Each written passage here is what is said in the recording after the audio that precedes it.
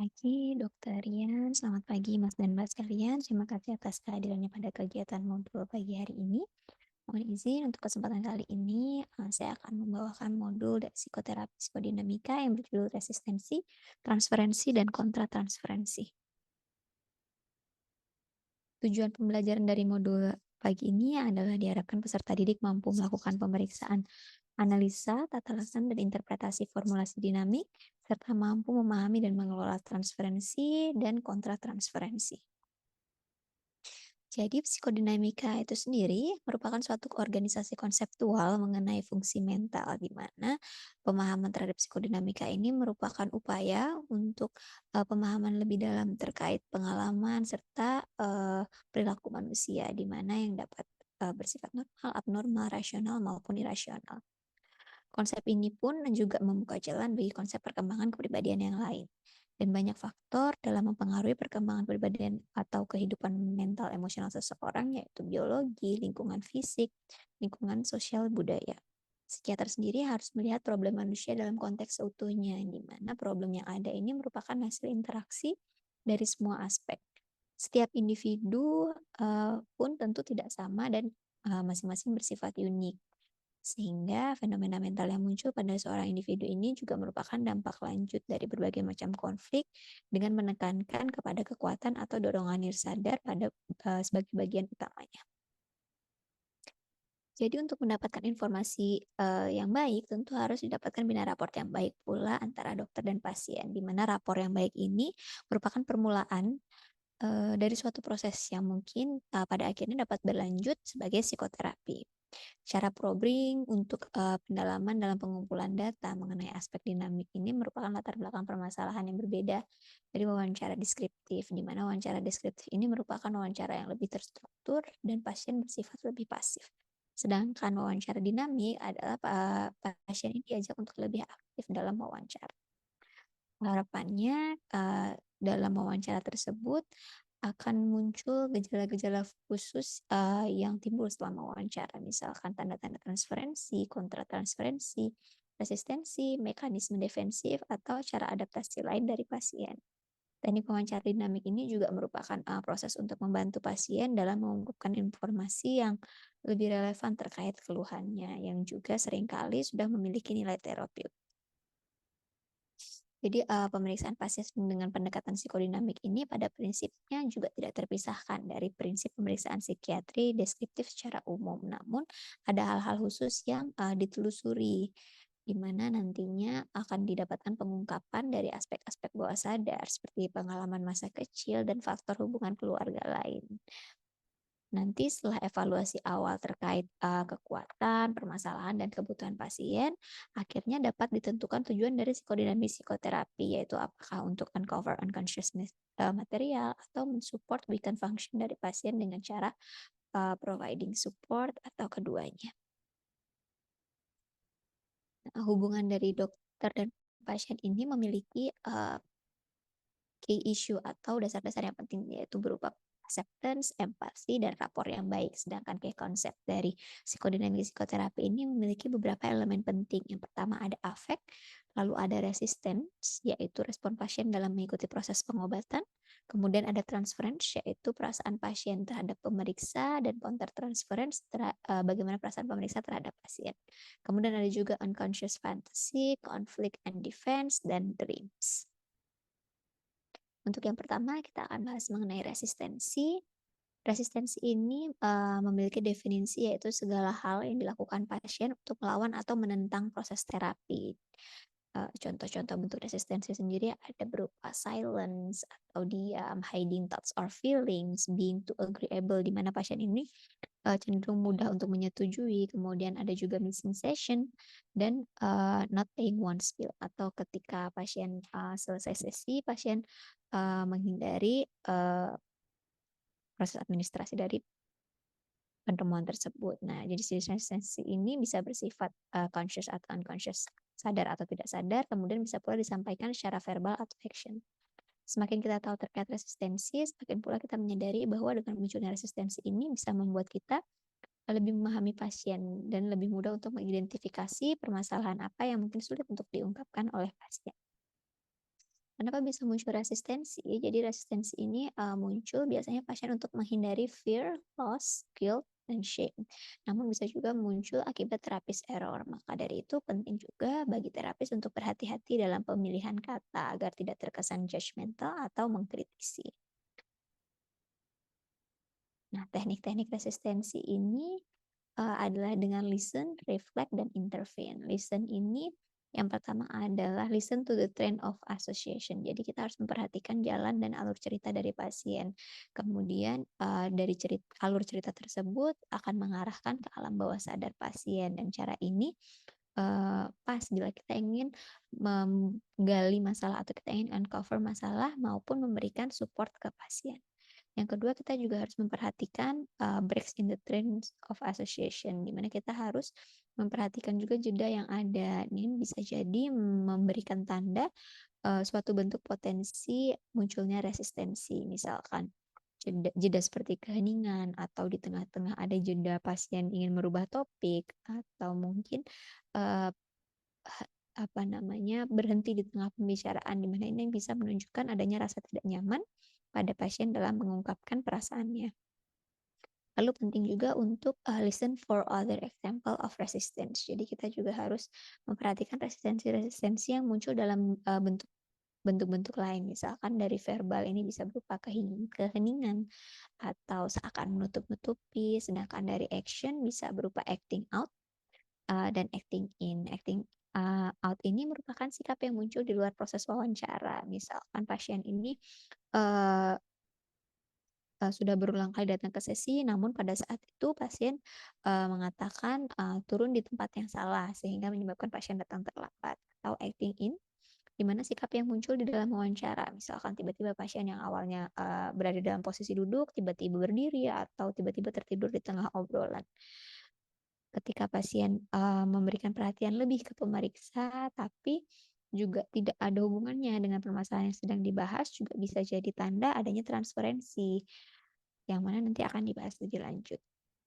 Kemudian, perlu juga kita reflect, setelah kita listen, kita reflect terlebih dahulu, apakah sekiranya yang kita, tangkap itu perlu disampaikan kepada pasien dan bagaimana atau kapan baiknya kita sampaikan, perasaan kita tersebut. Nah, yang terakhir ini adalah intervene, di mana intervensi ini pada, resistensi dia yang pertama, adalah mengenali, kemudian memahami, lalu yang ketiga percobaan, dan yang terakhir adalah diskusi. Jadi misalkan pada, kasus pasien ini datang terlambat, lalu kita sedang berusaha menilai apakah ini sebuah bentuk resistensi. Yang pertama kita harus mengenali terlebih dahulu. Kita harus, menilai dan, mengenali kondisi pasien. Apakah sekiranya pasien ini siap untuk digali lebih dalam terkait resistensinya. Setelah itu kita harus, memahami. Jadi, eee kita harus mempertimbangkan, ada pasien itu sedang ada pada fase apa? Apakah ada pada fase treatment, kemudian apakah ada pada fase therapeutic alliance, dan bagaimana, level of functioning pasien saat ini. Ya, misalkan apakah pasien ini datang terlambat karena memang sebelumnya pasien juga sudah memiliki kesulitan dalam time management, kemudian apakah pasien ini memang memiliki temperamen yang pemalu sehingga pasien lebih banyak diam. Nah, sikap pasien yang muncul ini bisa jadi sebuah resistensi atau memang perilaku yang sudah dialami secara persisten sebelumnya. Setelah itu ada percobaan dan diskusi ketika kita sudah, memahami latar belakang munculnya resistensi, akhirnya bisa dilakukan percobaan untuk mengkonfrontasi hingga akhirnya kita juga, mengajak pasien untuk mendiskusikan solusinya tanpa, membuat pasien bersikap defensif. Jadi ada, beberapa macam jenis intervensi. Ini yang pertama adalah, basic intervention. Jadi pada basic intervention ini tujuan utamanya adalah untuk menilai ada tidaknya resistensi dan menggali lebih dalam, terkait resistensi tersebut. Nah, poin yang perlu dibahas pada intervensi ini adalah yang pertama question, yang kedua direction, yang terakhir adalah empathy. Jadi ini, ada contoh kasus misalkan pasien ini mengatakan, "Saya baru saja berselisih paham dengan suami saya, tetapi saya tidak nyaman bila harus bercerita." Terapis akhirnya bisa merespon, yang pertama dengan, "Mungkin awalnya akan terasa tidak nyaman, tapi tidak perlu khawatir, silahkan saja bercerita senyaman Anda." Atau, "Apa yang terlintas dalam benak Anda saat teringat hal tersebut?" Nah, Pada kasus di atas, terapis ini awalnya mengungkapkan rasa empati terhadap pasien di awal sesi. Kemudian pada poin kedua, terapis pun mulai bertanya apakah ada asosiasi antara permasalahan pasien dengan kemungkinan munculnya resistensi. Lalu yang kedua adalah intervensi supporting. Nah, terapis memilih supporting intervention ketika terapis merasa bahwa sikap pasien ini muncul akibat adanya permasalahan functioning, bukan karena resistensi. Pemberian intervensi suportif ini bisa membantu pasien untuk mempraktikkan resistensi yang lebih adaptif, mengurangi potensi munculnya resistensi yang maladaptif, dan akhirnya dapat mengganggu tercapainya tujuan terapeutik. Ini baik untuk digunakan pada pasien yang memang memiliki masalah pada basic areas of function seperti self-esteem regulations atau control impulse dengan cara melakukan direction dan suggestion. Direction misalnya, sepertinya Anda kesulitan untuk hadir tepat waktu, tetapi hal tersebut menyebabkan waktu diskusi terbatas. Jika Anda bisa datang tepat waktu, mungkin kita bisa melakukan diskusi lebih banyak. Di sini pasien memberikan arahan di sini terapis memberikan arahan bagaimana sekiranya pasien dapat memperbaiki sikap yang ditunjukkan pasien. Yang kedua adalah suggestion. Sepertinya Anda dapat berangkat lebih awal dari tempat kerja Anda agar bisa hadir tepat waktu. Di sini pasien juga memberikan saran sebagai salah satu alternatif solusi. Nah, key point-nya dari intervensi supporting adalah tetap memperhatikan flow of association pada pembicaraan yang sedang terjadi. Dari flow of association ini bisa membuat terapis menjadi lebih paham terkait proses unconscious, apa yang dirasakan pasien yang sekiranya membutuhkan support. Hingga tujuannya juga untuk meningkatkan fungsi dan kemampuan adaptasi pasien. Selanjutnya ada intervensi uncovering. Jadi untuk intervensi uncovering ini ada dua. Yang pertama adalah clarification, yang kedua adalah confrontation. Di mana pada clarification ini contoh kasusnya adalah semisal pasien lupa datang ke sesi sebelumnya atau lupa membayar sesi. Di sini terapis bisa menyatakan dengan kalimat, sepertinya kemarin Anda lupa datang ke sesi yang seharusnya dan lupa membayar sesi. Saya ingin tahu apakah hal tersebut saling berhubungan. Yang kedua adalah confrontation, yaitu pasien hanya diam saja saat sesi. Terapis kemudian bisa mengkonfrontasi dengan kalimat, hari ini sepertinya Anda tidak berbicara terlalu banyak. Untuk kalimat-kalimat ini diharapkan kemudian dapat membantu pasien untuk menjadi lebih aktif dalam menjelaskan permasalahan-permasalahan yang dialami. Selanjutnya ada intervensi uncovering dengan interpretation. Di sini ada contoh dialog untuk intervensi uncovering. Jadi ini ada dialog antara pasien dan terapis. Pasien mengatakan, saya sepertinya tadi malam bermimpi, tapi saya tidak bisa mengingatnya. Kemudian terapis merespon dengan, apakah Anda merasakan seperti perlu melupakannya? Ini adalah merupakan suatu bentuk confrontation. Tidak, tapi saya merasa mimpi itu merupakan hal yang penting dan seharusnya saya dapat mengutarakan perasaan saya terhadap mimpi tersebut. Sepertinya Anda juga melupakan banyak hal dalam beberapa waktu ini. Minggu lalu Anda lupa datang dan juga lupa membayar sesi sebelumnya. Anda juga tidak membahas mengenai sesi minggu depan, seakan Anda lupa mengenai jadwal cuti saya. Saya jadi berpikir apakah hal tersebut berhubungan? Ini adalah suatu bentuk clarification.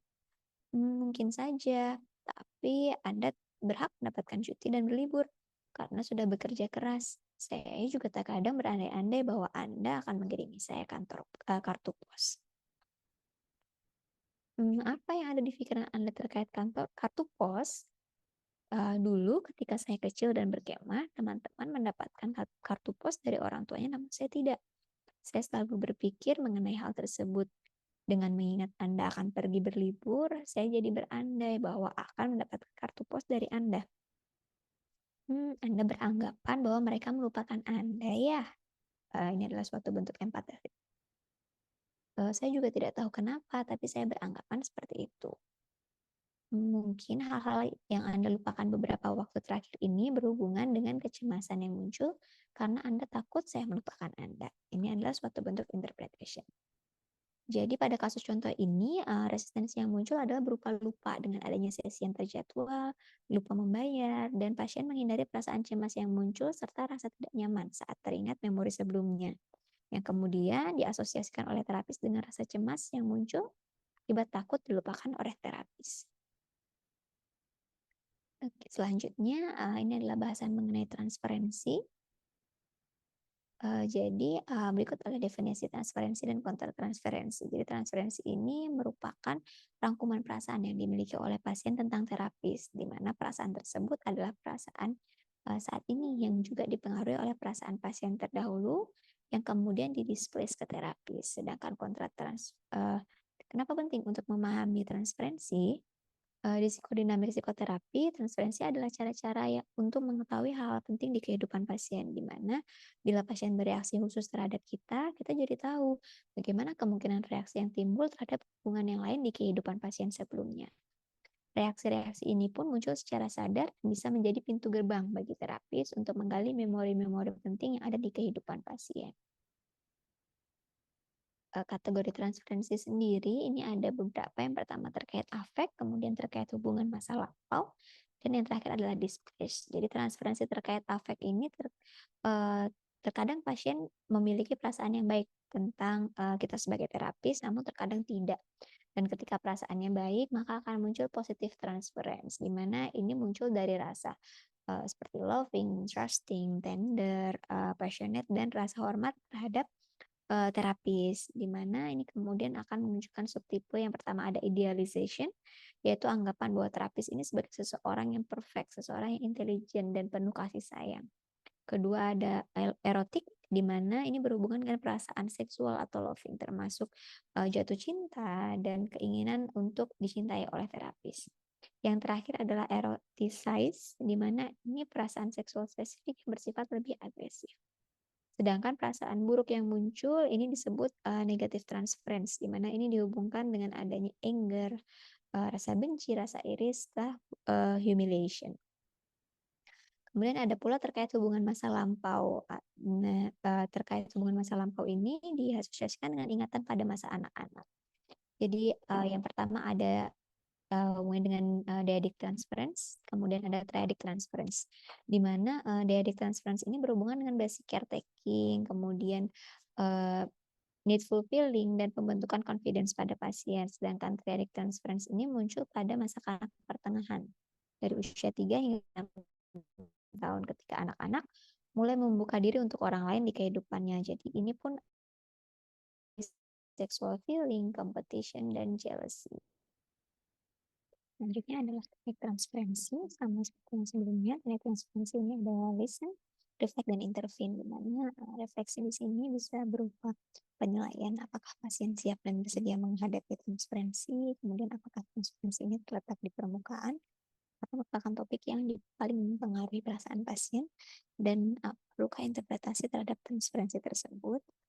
Kemudian, setelah reflect, ada intervene atau intervensi di sini terbagi menjadi basic, supporting, dan uncovering. Di mana, basic di sini berupa psikoedukasi, yaitu dengan menunjukkan rasa empati, menjelaskan, serta memberi semangat kepada pasien. Yang kedua ada suportif, dengan tujuan membantu agar pasien tidak overwhelmed dengan persepsi dan perasaannya terhadap terapis, serta mempertahankan aliansi terapeutik yang sudah terbentuk. Teknik suportif yang bisa dilakukan untuk memecahkan transferensi yang agresif ini adalah dengan yang pertama bisa melabeli afek, kemudian memvalidasi perasaan pasien, kemudian menginterpretasi tanpa mengurangi intensitas transferensi, hingga perlahan memperbaiki persepsi, mispersepsi, dan melakukan reality testing bersama-sama. Yang terakhir adalah uncovering, di mana di sini ada konfrontasi, yaitu menarik perhatian pasien pada transferensi, lalu ada klarifikasi, dengan mengajak pasien untuk menghubungkan reaksi pasien terhadap terapis yang mirip dengan situasi yang pasien alami.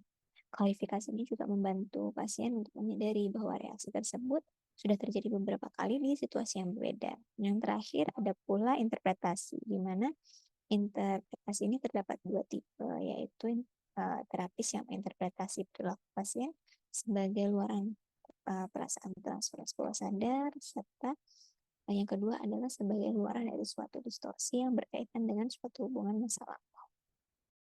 Selanjutnya kita akan membahas mengenai kontratransferensi.